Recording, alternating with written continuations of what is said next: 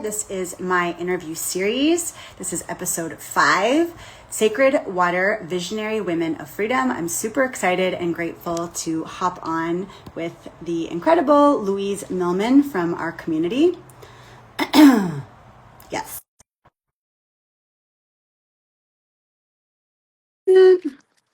So I actually interviewed Louise back in 2022, I believe it was, when I was, hey, how are you? Hot? How are you? Good, good. Yeah, you're in Georgia right now, right? Yeah, it's ridiculous here, but It's been hot here too, but it rained a lot last night in Kansas, so it's just cooled off a little bit. nice. Yeah. Yeah, so I was just saying that we did this, we weren't sure what year. I believe it was 2022. I know you already had your land. And so I can kind of see it behind you. So you live mostly off grid. We live fully off grid, yeah. That's amazing. Yeah. And you were kind of saying when we were talking a little bit back and forth that this was part of your dream with your husband and your children. And I didn't know you said that you had actually lived or had a land in Chile also and did some other homesteading. Do you want to talk a little bit about that and just how this business and this vehicle has really allowed you to step more into your dreams with your family? I'd love to hear more about that. Yeah, for sure. Okay, so it kind of goes back to like my husband. He was in the military for 6 years, and although he loved serving his country, all that stuff, whatever, he was not in love with leaving his family all the time, being deployed all the time, and just living a life completely opposite of free. So Yeah. And your medical freedom as well. And I remember last time we were talking about how he had to get shots all the time. So there's a lot of things that were not in alignment with your values, right? Yeah. exactly. And at that time, yeah, I started waking up to a lot of things, and in my head, I was like, man, like, trying to make sure this is not covered. Um, like America is like poisoning us, or they're vaccinating us, and they're poisoning our food, and they're doing all these things, and I was like, and I almost kind of turned into Yeah. this like hater of America. And it's so funny because I actually came back to the States after traveling so much and realized that this is like the best country, and I'm so grateful to be here, and like we have so Yeah. much. And I'm Canadian, becoming American now. So I'm grateful to be here in a funny Yes, time because Canada's like, yeah, but yeah, I hear you. Canada's crazy. I wouldn't want to be up there. But at the time, I didn't have that perspective because all I was looking at was from being here, right? And so we started traveling. He got out of the military, and we're like, we're gonna leave America. We're gonna go find like a better place to live. And anyway, so we went and traveled quite a bit. We thought we were gonna go live in Costa Rica for, and we went down there and we realized it's not what we wanted. But long story short, we ended up in Chile. We knew we wanted to homestead. We knew we wanted to live off the land. We knew we wanted to just like live a life that was more free of what we had because like our life was literally the opposite of free. And so we ended up in Chile. We ended up buying land down there with another family. We did like a little we owned like a bed and breakfast together. It was like 5 acres. Hmm. First time we ever homesteaded, had our chickens, had our garden. It was actually really Yeah. cool. Did you Um, already have your two daughters at that point or not yet? yeah, they were 2 and 5. Okay, Yep. cool. Yeah. They actually got thrown straight into a Montessori Spanish speaking preschool, started learning Wow. Spanish like immediately. Like it was really cool. But then we started realizing that, that just this wasn't like we wanted to see the world, and wanted to take our kids around the world. So we started traveling a little bit, and this is actually where we found the business with Mm. magic. And we started traveling a little bit, and we started realizing that like we were traveling and we were doing some of the things that we wanted to do, but we weren't really able to do it like how we wanted to do it. Now we didn't really travel for like this luxury experience. Like we weren't going and like staying in 5-star hotels. Like we were literally like, we had kids that we wanted them to see the world. We wanted them to see different cultures. We wanted them to see that different types of people all over the world could live differently, could look differently, could eat differently, could just be different, And so that Yeah, was really yeah. the goal Because it for gives us. you a lot of perspective and gratitude, right? I think it is a great education for children. Like I did a bit of that, and it is a huge like way of just having a perspective, right? Right, 100%. So Yeah. we ended up doing a lot of that. And in those travels, we were staying on land, like we were going and staying on different people's homesteads, and we were, work trading, and we were like, yeah, Yeah. like we want to Kind learn of some woofing or whatever. yeah, sort Yeah. of without the program, but yeah, that's basically what we were doing. And we wanted to learn the skill of homesteading because eventually we wanted to have our own homestead. Yeah. And we didn't really know how that was ever going to be possible because we like, we're like buy land. Like we can barely even like we were not like even when we were traveling, it was like we were like very frugal travelers because we just didn't have we were not living in abundance Yeah. basically. Yeah. And I remember when we started this business, we were actually in Vietnam and we were looking at going on Halong Bay, which I don't know if have you ever been to Halong Bay, Vietnam? No, Okay, well, I've only been to beautiful. Japan in this lifetime, and that's it. I was with Okay, Okinawa. okay. Yeah. Halong Bay, it's one of the seven or one of the one. I don't remember if it's the seven or there's just like this Natures of the World or something like that. It's one of those like sites where like you have to go see it if you're there. But the Okay. only way you can get there is if you take a cruise, and the cruise you have to stay there for like 2 nights on the boat, and like it's like this thing. And it was really expensive for what we were doing already. Like we were traveling in Vietnam, we were paying like $12 a night to stay at like homestay families. Like we were like living the frugal travel life. Yeah. So we were like, $300 a night for this boat, like how are we? But so we started like taking things off of our list that we were going to do in Vietnam just to make this trip happen. And that's when we were like, we are so tired of this, because like when are we ever going to be in Vietnam again? When are we ever going to be at Hai Long Bay with this opportunity?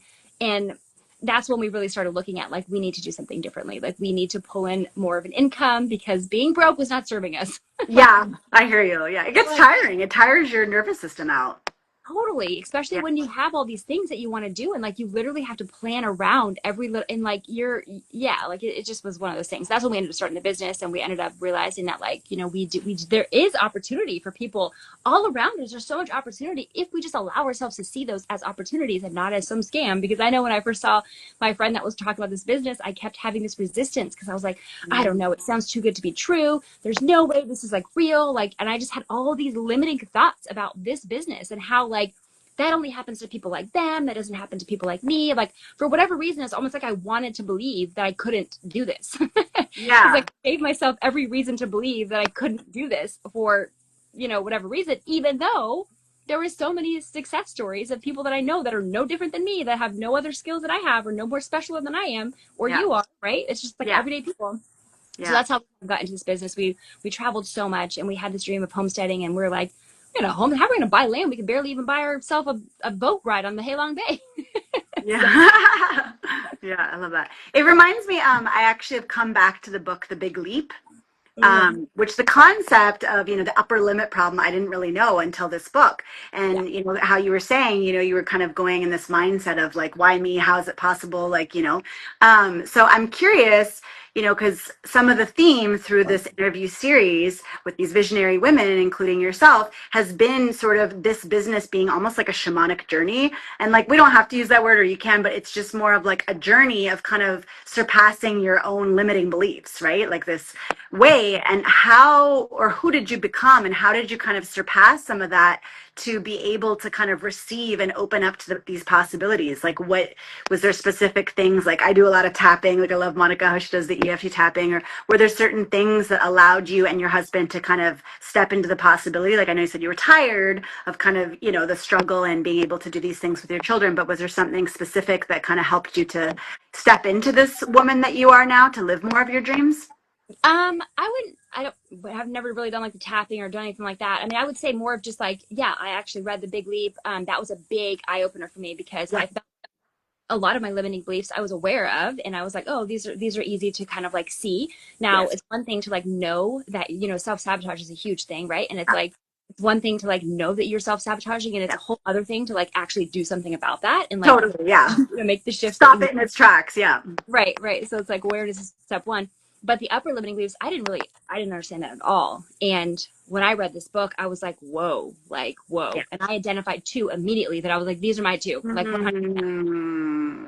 And once I understood that, I could actually work around some of that. Now, I think probably all of us have some sort of skeletons in the closet, some sort of past that we feel like, and I know for me, it's like, I was never supposed to make it. Like, I was supposed to be the kid that they were going to find, like, just dead on the side of the road. Like, literally, like I was on a mission to destroy myself with drugs, with alcohol, with all the things that I was like, literally just like, yeah, like I was on that path of like self-destruction. And so I think that like, I just had these upper limiting beliefs that like, there was like self-worth issues. There was all these things that I had to like really uncover. And I love how you say you have to open yourself up to receive, because that is exactly what this is. Like, this business, like, we don't work with small numbers. We work with numbers with lots of zeros. Like, we really have to Yeah. like, and sometimes like for your nervous system, like that can be a lot, especially when Yeah. you're not used to that, or you're just like, or because when you don't think that you're worthy, because even though most of us hopefully know that we are worthy, like Right. subconsciously there's these beliefs that we're not, and we don't understand them, and we don't know why, but some things happen to us along the way that doesn't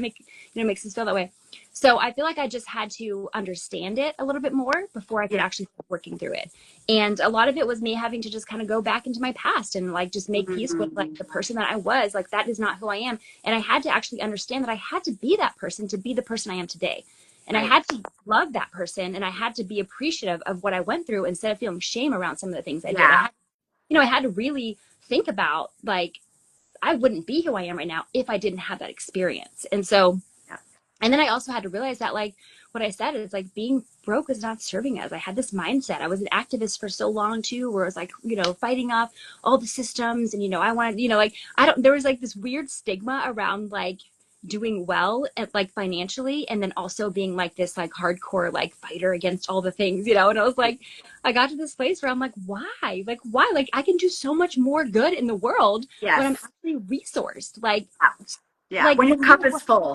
when your cup is full. And I'm like, Yeah. so many people that I know too that are still in that world that are just trying to pour from an empty cup constantly. I remember feeling like I wasn't even really a great mom. I wasn't really a great wife. I wasn't really doing all the things that I wanted to do. I was fighting against all these like anti-Monsanto rallies and stuff. And then on the way Yeah. home, yeah, Yeah. and then I'm Yeah. like, on the way home, I'm realizing that like my kids in the back seat fighting because we haven't had a proper meal that day. We haven't really done like all the things. And I'm like, what am I doing? Like, but it was almost like that gave me purpose, and I found purpose in this business that made me feel like that didn't have, I mean, yes, I still, that all that stuff still matters to me, but like I feel like when we have purpose, like there's just something bigger opens up for us, and we allow ourselves to step into that purpose. And when I found this business, I was like, I can help people in a bigger and better way, and I can feel good about it, and I can come from a place of abundance while I'm doing it. And like, I don't know. It was a lot of realizations along the way, I think, is all that it really was. Yeah. And then the decision to do something about it and not just realize it's there and then ignore it.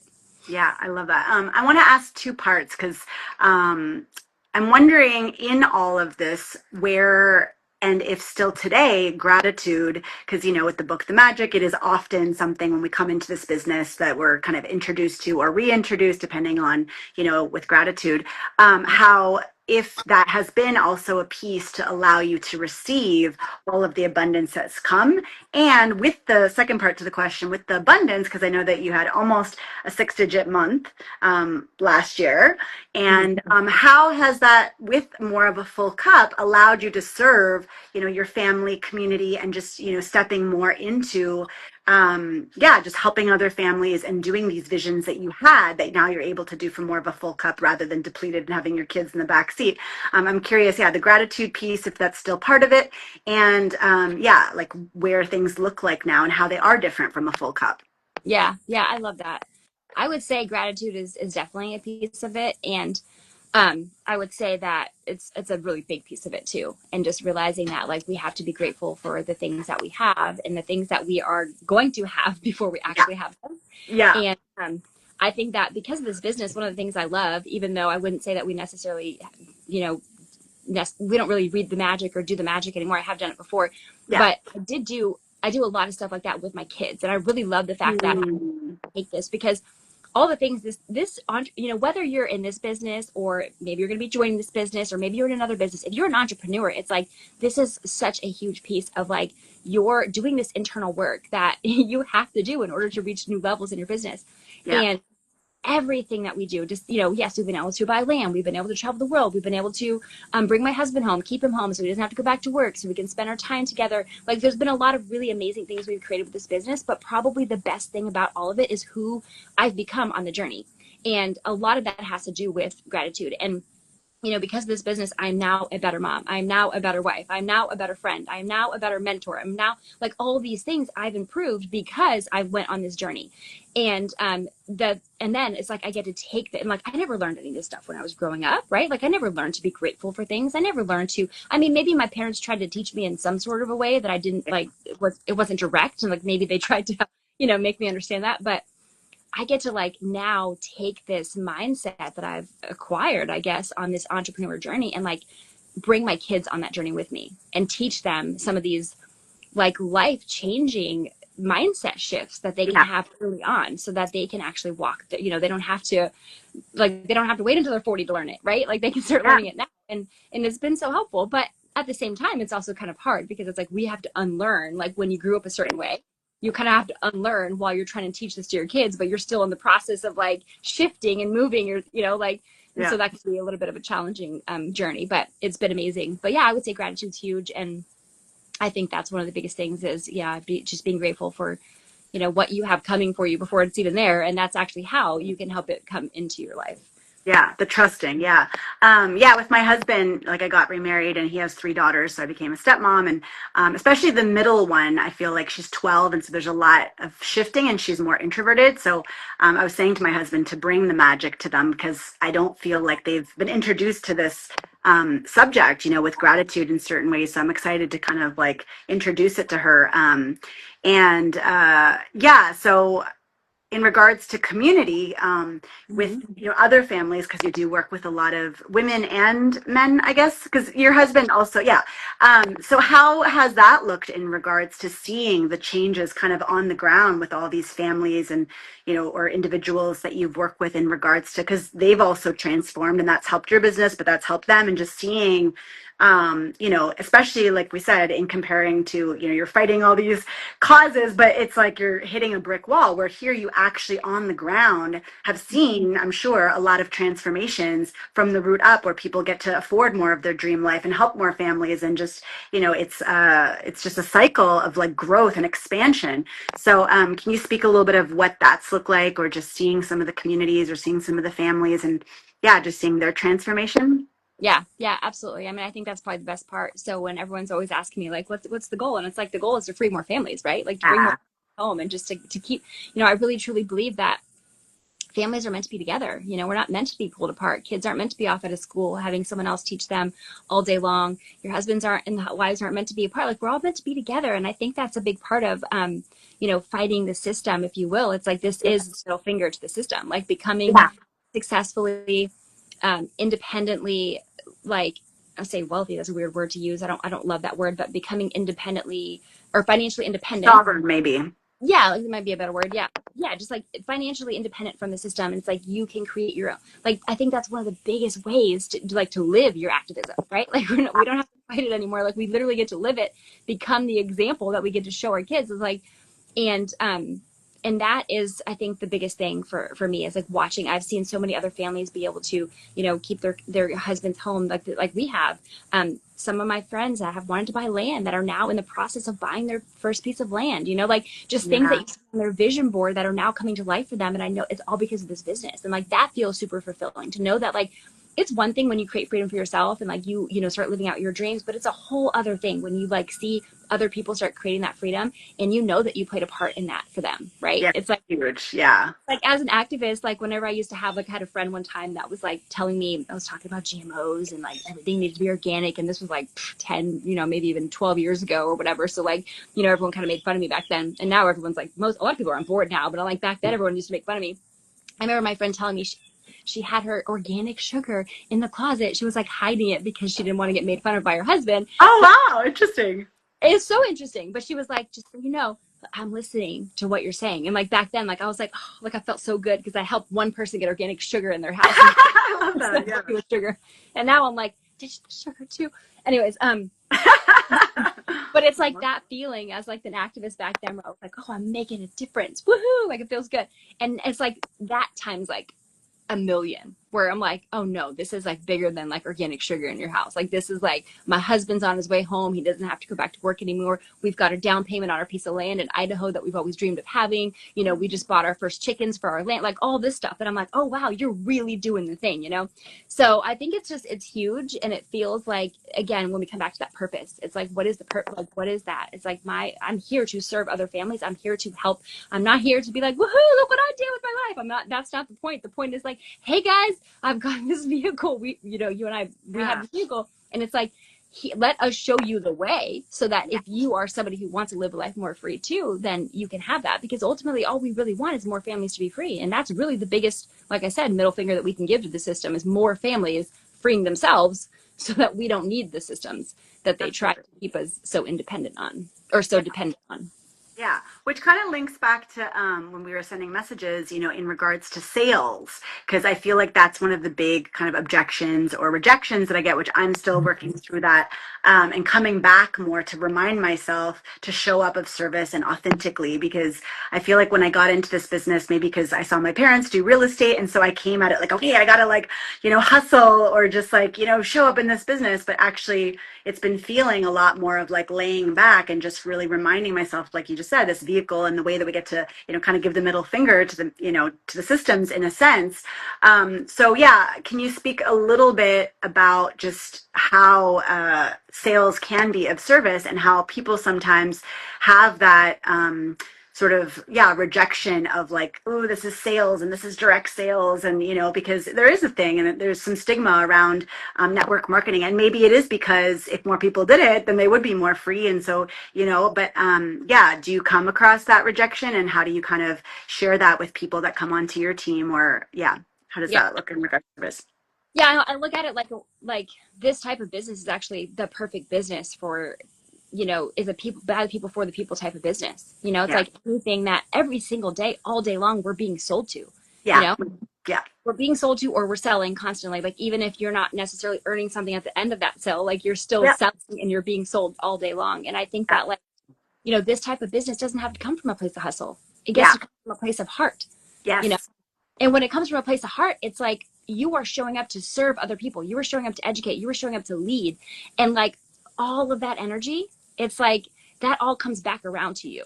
And yeah, that's like when you were talking about before the six figure month that I almost had, it's like I yeah, had a $95,000 month. that's But the insane. crazy thing about that was like I didn't even realize that that was happening. Like I didn't know until the month was well over and we started receiving our income and we started adding things up and we're like, holy crap. And it's like that is insane. But the whole entire month, it's like I wasn't chasing a number, I right? love that. Yeah, All I was doing was trying to help people live a healthier, more free life, and like literally like being more intentional. Like me, by me being more intentional with my time in my life, it was like a permission slip for other people to be able to do that for themselves as well.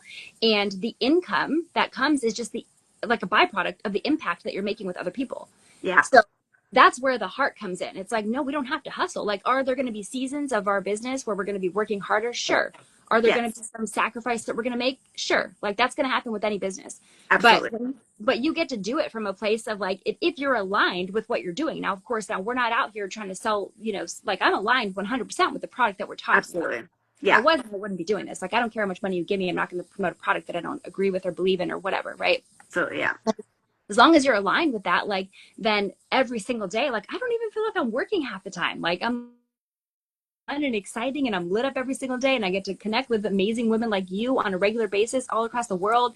And like really at the end of the day, like the impact that we're making, it's like that is the fulfilling part of this business. Yeah. And That's the seeing wealth. That's the richness of yes, that's yeah, the wealth. That's the true wealth. Exactly. I love yeah, that. I love how you put that. That's the wealth. yeah, Exactly. yeah, So yeah, it doesn't have to be hustle. Are some seasons going to feel a bit busier? Sure. Like that's going to happen. But like even in those hustler seasons, like it doesn't feel like a hard hustle. It feels like an exciting one where it's like, I don't want to stop because this is amazing and this feels so good. I love that. I love that. I'm curious in regards to AI. I've been using a bit more of Chat GBT. Like for me, I love with content because I can kind of be like all over the place. So I found for me, it's helped to sort of organize things, but still I'm speaking from my voice authentically, but it's just helped to organize things. How do you feel about AI supporting your business, especially with something like Chat GBT? Like what's your view? Especially, I love asking you this because it does seem, you're living off the grid. You seem quite down to earth and you're into your family and all of these things. So yeah, I'm curious your perspective about AI, especially with our business. Yeah. I know that's a hard one, right? It's like I can see the benefit of AI too, and I do use it. And I think that a lot of people think that AI is like a new thing because ChatGPT has like gotten so big. But I mean, AI has been around for a while. Like Yeah. different things that I was reminded of. I don't remember who reminded me. It was I was talking about AI once, and I was talking about how it creeps me out a little bit. And someone's like, "Oh, do you not use autocorrect?" And I'm like, "Yeah, I've been using autocorrect before." I mean, like, and they're like, "Well, that's AI, and that's been around for a decade or whatever." Or Yeah. just like, I mean, AI has been around for longer than we realize. But I think the part that freaks me out a little bit about it is how people can become so dependent on it. Right. And I Right. think it's one of the biggest things. It's like I will use it for one of my favorite ways to use it is I'm coming up with like a webinar and I'm like, ooh, I want like a fun, catchy title. And I put in like my idea and I'm like, this isn't catchy. And ChatGPT gives me like 10 ideas. Yeah. And In most of seconds. yeah, and like most of the time I don't even take one of the ideas. I usually combine like two or three Me of the too. ideas and like Yeah. make my own because I'm like, well, I mean, there's where but I wouldn't have had that idea. Like, Yeah. but so I don't know. I mean, I feel like it has a place Yeah. and it's happening whether we like it or not. So I feel like running from it and being like, being scared of it isn't necessarily the answer either. It's more about like learning how to use it with intention and like Yeah. be careful not to get too dependent. I mean, I think one of the biggest things that scares me a little bit is like our future generation. And like it's a lot to sit with, like what that looks like for our kids and our kids' kids. Because I think that it's just gonna get more and more advanced and like it scares me a little bit. Like Yeah. I joke with my husband where I'm like, Yeah. I always say thank you to ChatGPT just in case that, you know, the robots start to take over. Like at least I was polite to them. Maybe they'll spare me. It's a Aw, big joke, but yeah, I think that nothing's ever going to replace like just human connection, and absolutely. Yeah. nothing can ever like there's no ChatGPT that can replicate that. And so I think that it's going to get That more heart connection, the soul, the spirit, like, yeah. 100%. Yeah, I think it's going to get more like we're humans are going to start craving a lot more of that in-person connection too, because I think Yeah. online it's going to get really hard to tell what's real and what's not, you know? It was already hard, but it's going to get a heck of a lot harder to be able to tell what's real and what's not, and that's the part that's kind of like so I think that, you know, things are going to, you know, maybe in the next year or so too, I think we're going to go back to like people just wanting to be in real like hugs, like real physical hugs, real touches, like in-person Yeah. events, you know, like that type of stuff. I think is going to come back, and I'm looking forward to that because that's what I, you know, that's what I love. Yeah, me too. I totally hear you. Okay, so just to wrap up then for the future, because you know it sounds like living a lot of your dreams and visions that you had. So what about the next like year to 5 years? You know, if things would be exactly how you and your family want, as well as kind of collectively, what visions or dreams do you see or want and desire to continue to happen for you and your family and maybe collectively? Yeah. I mean, our biggest thing right now is we are trying to expand our land, like 26 acres. We really want to have, you know, just multi-generational land out here.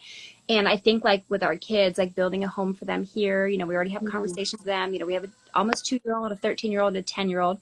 So we talk about this with our kids. And of course, our oldest is like, yeah, I think I want to live on the land, but I'm not really sure. Like, how am I going to know? I'm not going to know until I'm older. I'm like, we're not going to pressure you. You know, we're not going to pressure you.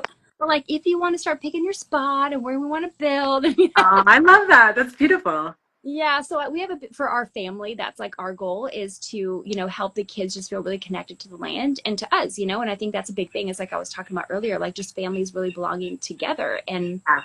I think with us being such a strong family unit that we hope that our kids will feel that from us too and want to be around, not because we were like pressuring them to be around, but because they choose that, you know? Yeah.